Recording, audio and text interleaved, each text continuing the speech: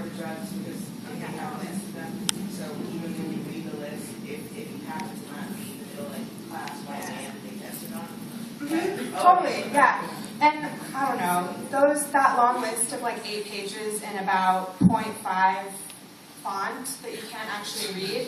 If anyone has ever had any type of reaction to that medication, by law they have to put it on there. So if you're reading it going, holy fuck, I'm gonna die because like this person had a seizure, like no, probably not.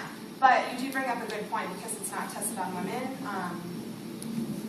There could be things that happen to women that don't happen to men that aren't on those 8-page lists. In which case, I mean, I would advocate for women actually empowering themselves through community organizations, ASOs like GMHC, through public policy, and actually putting pressure on academic institutions as well as the federal government, the FDA, the people who actually do scientific studies, for doing more studies on women, with women. I guess I should say with women, right?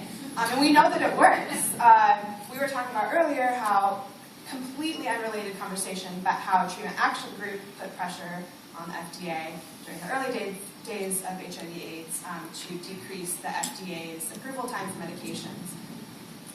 That's a whole different argument, but we know that it can be done because the FDA actually did come back and say, all right, what can we do to work with you with this issue? Clearly it's an issue. So I feel like, women should be taking it upon themselves. We should be taking it upon ourselves to do that as well.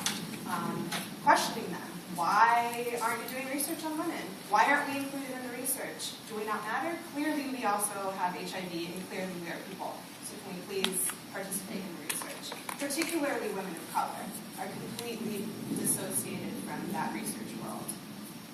And what puzzles me, these researches, these studies are not done in the United States. They're done in Africa, Thailand, come on, do them in the United States, and we do have many people affected here. There are less laws in those countries, so they can do a lot more terrible things to people in order to get the research accomplished. Yeah, but again, those already has clinical trials.